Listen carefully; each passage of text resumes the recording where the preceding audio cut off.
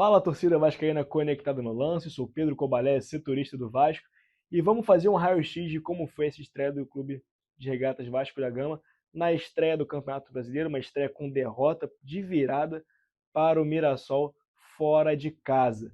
Para a partida, o treinador Fernando Diniz optou por tirar o GB e colocar o Rojas, né?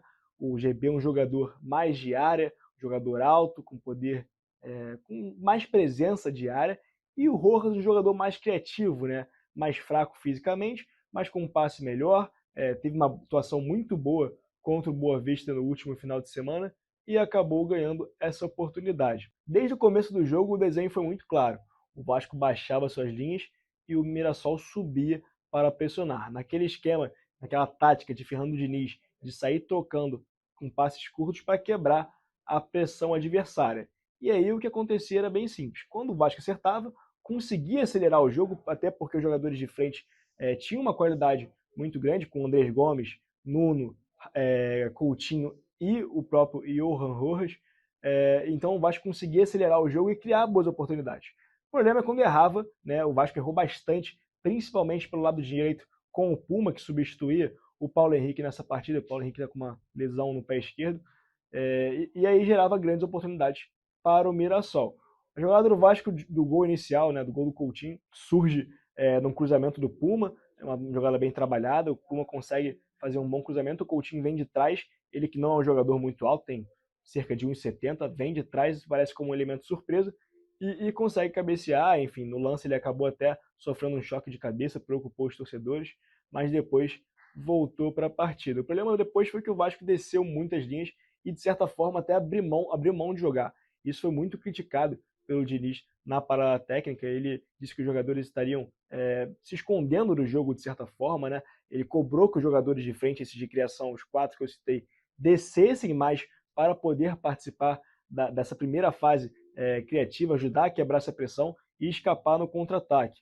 Essa parada técnica foi depois do gol de empate do Mirassol, que surge pela esquerda do Vasco, né?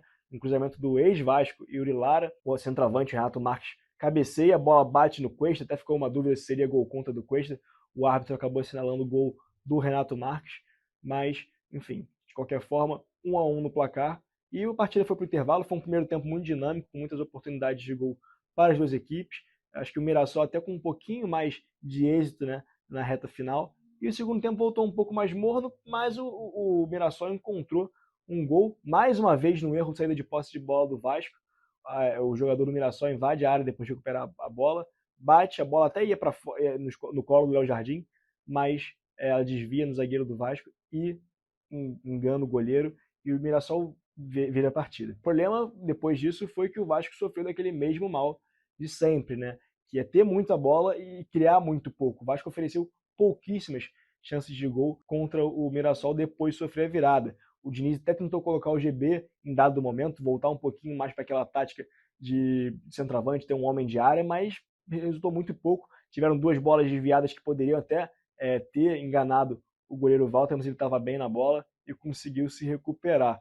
O Vasco agora volta a campo na próxima segunda-feira para enfrentar o Madureira. O Vasco vai ter uma semana bem cheia.